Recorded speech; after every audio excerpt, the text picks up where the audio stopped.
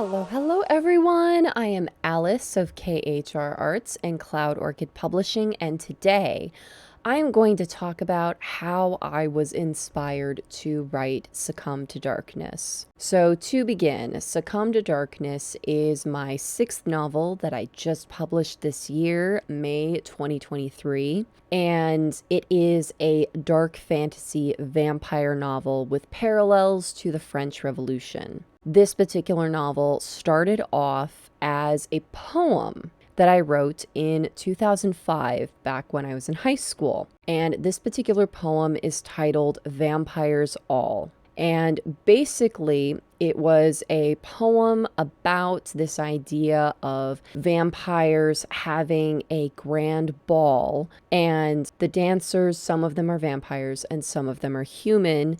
And then as the music reaches a certain point, all of the vampires attack the humans and feed. This poem then evolved into a longer poem, a saga-style poem, and there were many other poems that I wrote that spun off of this original idea. And most of these are published in my various works with Cloud Orchid Publishing, the poetry collections, and the art books. But from that original poem, this novel was also one of the things that spun off from that original inspiration. And that original manuscript was also written in 2005. Funny enough, both the poem and the original Succumb to Darkness manuscript were specifically written in a creative writing class that I took that year, and it was headed by a teacher who, to be perfectly honest, did not like me. And I'm sure that everyone has a particular teacher that they can identify that, for whatever reason, just did not like them and just had a bone to pick with them.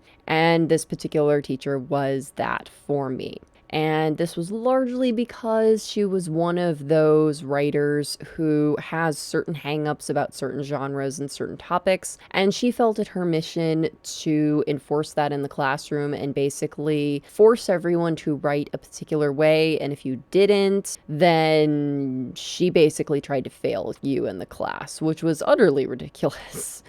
And I solved this problem by going to my school counselor, and given my track record in that I was one of those students who only got A's and B's, he was like, you can't fail her just because reasons. So I basically became a thorn in her side, and I admit teenage me took full advantage of that to be as annoying as possible. And when I say I was annoying as possible, I mean that I wrote basically everything she hated. Specifically, she hated anything fantasy, and I still remember, so funny, I don't know why this bothered her so much, but she one time after class specifically told me that I was not allowed to use the words soul or being in my writing because according to her, nobody uses those words. Yeah, weird hang up, but okie dokie.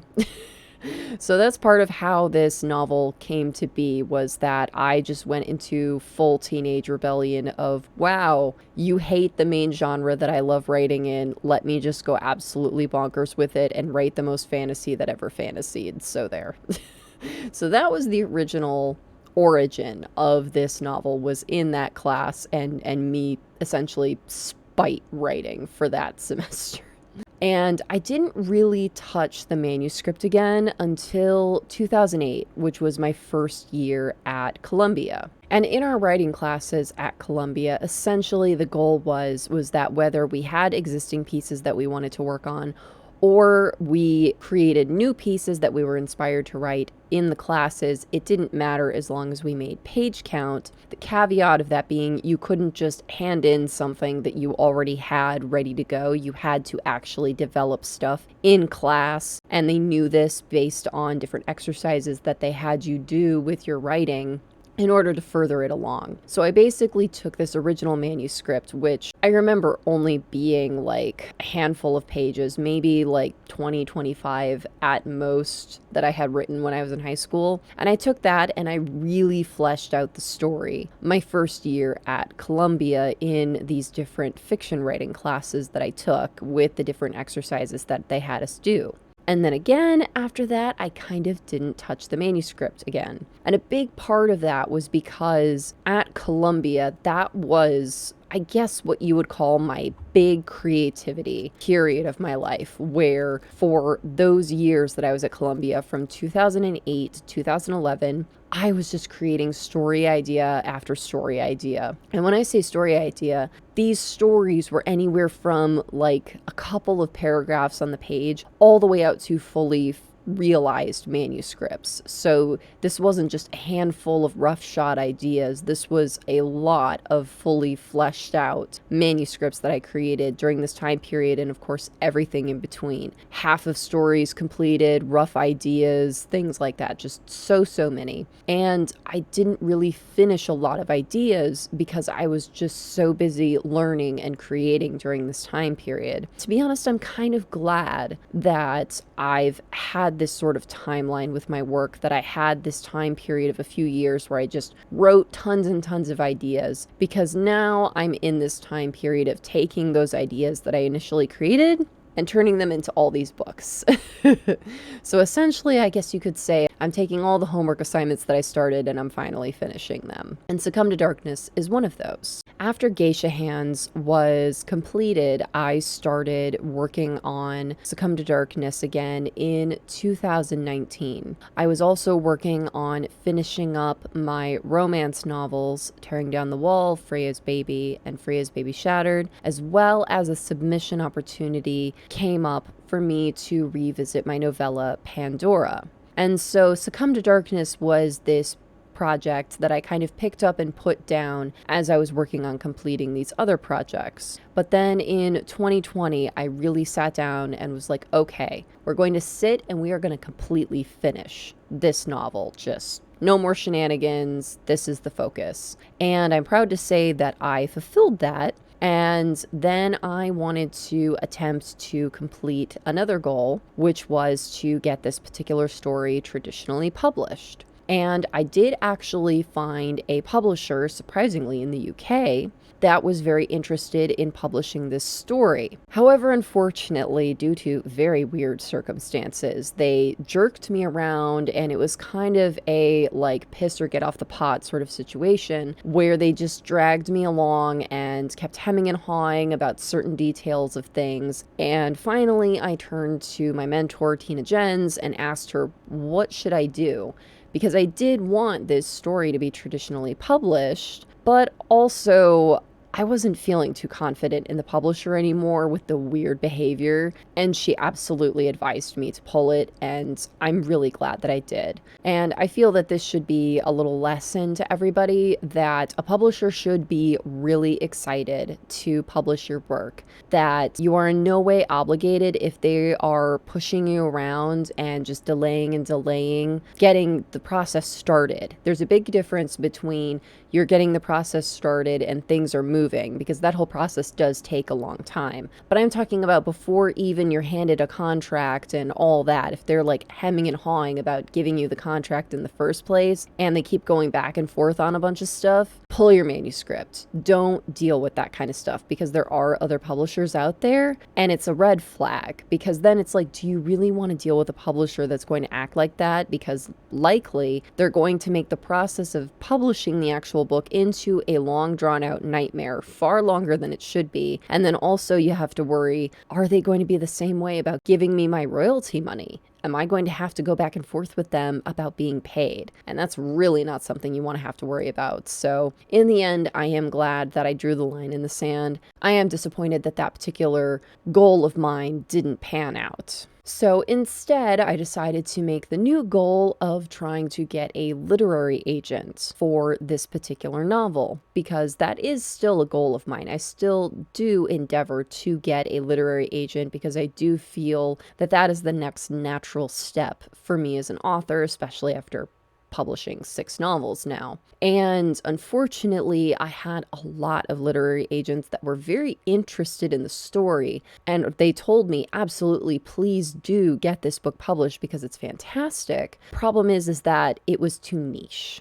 And a big part of this is because of just the certain trends that are going on in markets right now, and this particular novel just didn't really fit that. It's kind of the idea of they wanted an everything for everybody kind of story, whereas this is a very narrow focus, as well as the specification of parts of this story are also in French due to the parallels to the French Revolution, and I was not willing to budge on that. And so that is an important thing that you have to remember as an author, is creating your goals, but also examining your goals along the way and seeing if those goals are worth keeping or if you should scrap those goals and move on to a new goal.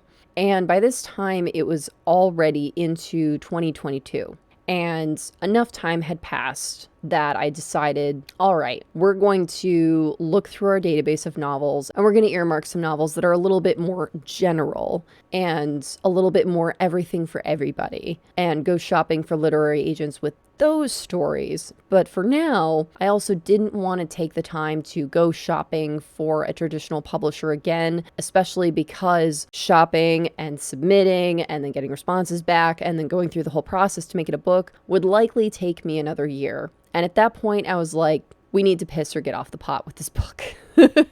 And so we did. I published this book through Cloud Orchid Publishing, which honestly I think was the best choice in this circumstance because it gave me full control, especially with that parts of the book are in French, and there are footnotes translating the French to English for ease of reading, as well as it also let me have full control of the cover art design, which was created by my friend R. Taylor, and she did a magnificent job of creating it. It was to full specification. I had a whole mood board.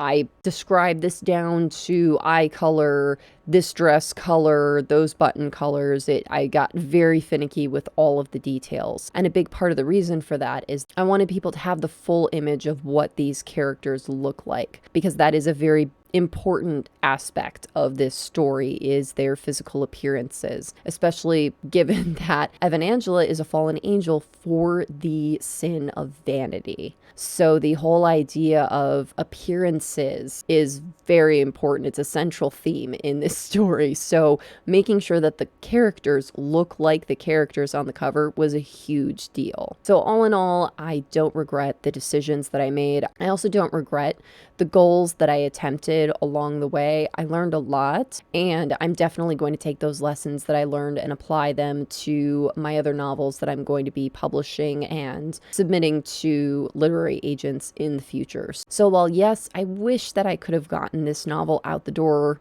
much sooner. 3 years is a long time, but here we are. And there are two main themes throughout this story that are explored. And there's a lot of different layers to these two main themes. So the first one being this idea of gray morality. And then the second theme being the French nobility versus the French Revolution. And how vampires play into all of this is because of, again, with Evanangela being a fallen angel turned vampire, as punishment not being able to see herself, and traditionally, historically, the French royal court being very vain, very appearance and fashion focused, and then of course that clashing with the peasants and ultimately bringing about the French Revolution due to the haves and the have-nots chasm just being exactly that, about a Grand Canyon-sized chasm between the classes and priorities. And exploring that in this story was so much fun for me, as well as I admit it is a pet interest of mine in that I love the whole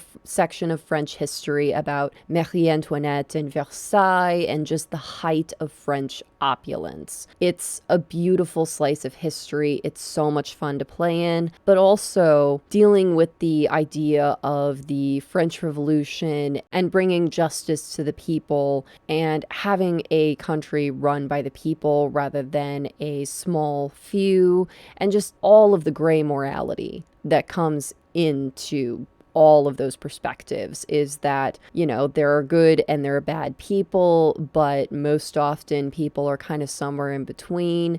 And while our goals may be good, we probably have to do a lot of bad things in order to achieve them, aka, the French Revolution was achieved by guillotining a bunch of people, and that's not exactly great. And, killing people isn't exactly seen as morally good, but sometimes that's what you have to do in order to achieve morally good goals, and just exploring what all of that means, and also how good goals can be corrupted as well as bad goals can be softened into more of that gray area. So there's just a lot of that going on, and a big part of that is just my personal exploration with the idea of the intensely gray morality that the majority of humanity lives in, because we are flawed creatures. So none of us can be 100% good. That's just physically impossible. But at the same time, it's a very rare thing for a human to be 100% bad. We have, few and far between of those throughout history, and they are terrifying, horrible people, but that's just the thing. They are rare to be that level of terrifying, horrible people. Most people fall in the gray area, and so exploring that, especially in a fantasy novel, was something that I really wanted to do, and I feel that I really achieved that in this novel. And also exploring the ideas that kind of led up to the powder keg that was the French Revolution from the perspective of the nobility. And they feel that they are doing what's best. They feel that they are doing what is for the good of not just themselves and their court, but also the country, and seeing how right or wrong those viewpoints are, especially when you flip the perspective. What seems to be a good idea can be seen as a completely evil idea by the other side. And so just seeing those different perspectives was also really fun for me to explore in this particular novel. And of course, I had a lot of fun with wordplay and imagery in writing this particular novel, especially with a secondary language going on in this novel. I do actually speak French. I learned it when I was 5 years old and had both private and public education all throughout my schooling years with the French language, and I actually use it in my day job today. So writing a novel with partial French was honestly a piece of cake for me. I struggled far more with writing the Japanese in Geisha Hands than I did writing the French in Succumb to Darkness. But in that, I was also able to have a lot of fun with the wordplay, in that Verseau means Aquarius. So his name is Aquarius in French. And Amichemen means halfway. So her name is Halfway, which is a really fun little tidbit of foreshadowing to her character. And I'm not going to give y'all any spoilers because, I love her character, y'all. I love the twists and turns that I put with her character in the story, and I can't wait for y'all to read them and discover them. I also did other fun things with different names for things, as well as just some of the words that I chose. And part of that is also because I have synesthesia, so word choice is very important to me, in that I taste words. So I only like to use words that taste good in my stories. So a lot of times word choice is dependent on that.